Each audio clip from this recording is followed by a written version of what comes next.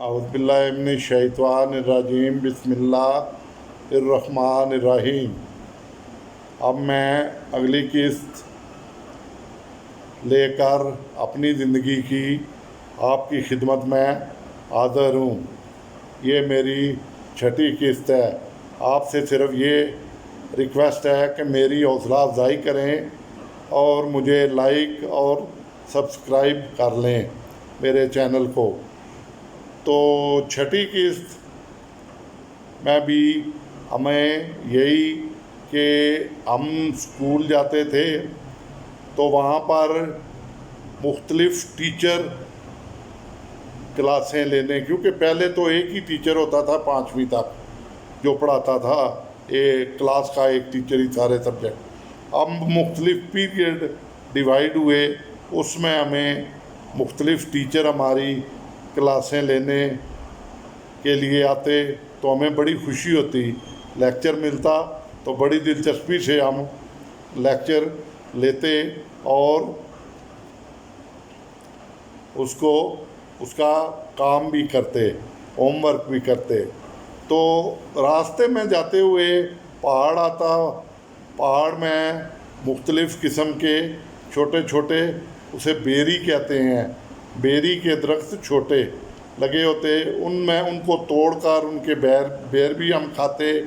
اس کے علاوہ گھر کا کام بھی کرتے، اگر گھر میں ہمارا چھوٹا سا باغیچہ تھا اس کو بھی پانی وغیرہ دیتے، اس سے جو سبزی حاصل ہوتی وہ خود بھی استعمال کرتے اور لے کر باہر بیچ بھی دیتے۔ اس کام میں والدہ بھی میرا ہاتھ بٹاتی، میں بھی والدہ کے ساتھ ہوتا۔ اس کے علاوہ مالٹے، کنو کے درخت بھی لگے ہوئے تھے۔ بہرحال آہستہ آہستہ وہ باغ ہم سے نہ سنبھالا گیا کیونکہ اور وہ ختم ہو گیا۔ اس کے بعد ہم اپنی تعلیم کے سلسلے میں ہمارا یہ سلسلہ چلتا گیا، تو اس کے بعد ایگزام آ گئے،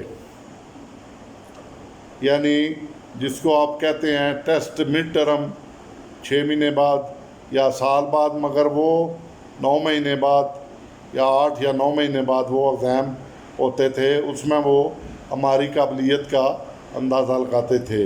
تو پورے کے پورے جو ایگزام ہیں وہ ہمیں پیپر، سب کلاسوں کا ایک ایک پیپر ہوا۔ پھر ہم سے پوسٹ کارڈ منگوائے گئے، پوسٹ کارڈ پہ وہ والدین کو رزلٹ بھیجتے تھے ہیڈ ماسٹر صاحب، ہر بچے کا انڈیویجولی، اور ان کے جو کلاس ٹیچر ہوتے تھے وہ اس کو فل کرتے تھے کہ جس پرچے نے جو نمبر جس نے لیے ہیں، اور آخر میں کلاس ٹیچر کے سائن اور ہیڈ ماسٹر صاحب کے سائن۔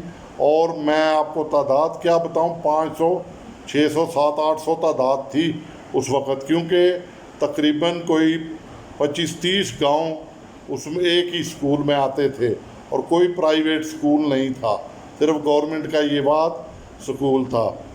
تو پھر وہ ایگزام ہم نے دیے، پھر اس کا رزلٹ آیا تو وہ کارڈ میرے گھر آیا، تو میں اپنی کلاس چھٹی اے میں میں فرسٹ تھا۔ پھر تو والدہ کو پھر بڑی خوشی ہوئی، مجھے بھی خوشی ہوئی کہ ہم اپنی کلاس میں فرسٹ آیا ہوں۔ تو والدہ نے مجھے اپریشیٹ کیا، بہن نے کیا۔ بہن میری ان دنوں ادھر چونیا میں PTC کر رہی تھی، پڑھ رہی تھی۔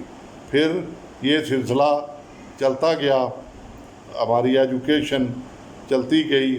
اب میں تھوڑا سا اس کو مختصر بھی کروں گا تاکہ زیادہ کہانی لمبی نہ ہو جائے، یعنی سٹوری لمبی نہ ہو جائے، کہیں آپ لوگ بور نہ ہو جائیں۔ تو اس کے بعد پھر گندم کی فصل بیجنے کا وقت آیا، تو بڑا دلچسپ لمحہ ہوتا ہے وہ بھی۔ تو وہ ہم نے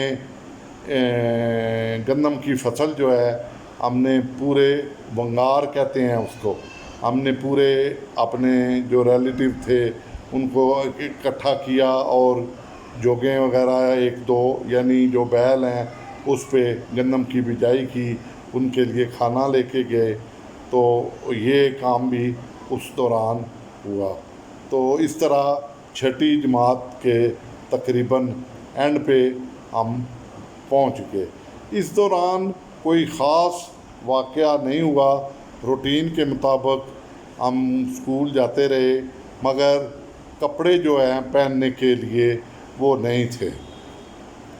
کپڑے ایک ہی جوڑا تھا جس میں جو ہم پہن کے جاتے تھے۔ اس دوران ایک شادی آ گئی تو اس شادی پہ شریک ہونا تھا، تو والدہ نے تو پرانے کپڑے استری کر کے رکھے ہوئے تھے، تو میرے کپڑے بالکل نہیں تھے، تو والدہ نے میرے کپڑے بنانے کے لیے پرانے کپڑوں کو ادھیڑا، جو کہ 9ویں 10ویں کے سسٹر کے وائٹ یونیفارم تھا۔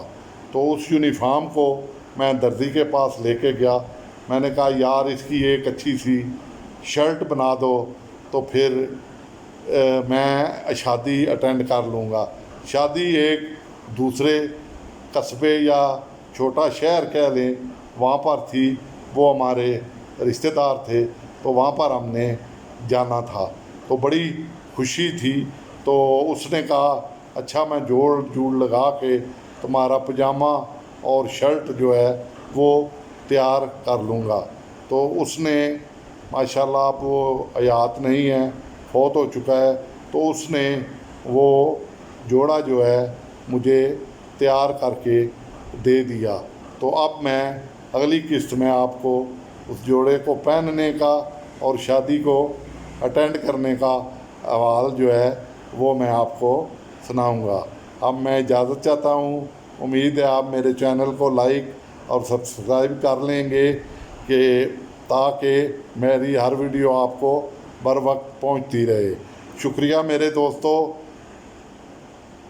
آپ میری ویڈیو کے لیے دیکھنے کے لیے وقت نکالا۔ میری دعائیں آپ کے ساتھ ہیں، میں آپ کا بہت بہت شکر گزار ہوں۔ آپ میری صحت کے لیے دعائیں کریں، میں آپ کی صحت کے لیے دعا گو ہوں۔ اللہ تعالیٰ آپ کو کسی چیز کی کمی نہ دے۔ بچپن میں جو مشکلات دیکھی ہیں، اللہ تعالیٰ آپ میں سے کسی کو وہ مشکلات نہ دکھائے۔ شکریہ میرے دوستو، اللہ حافظ۔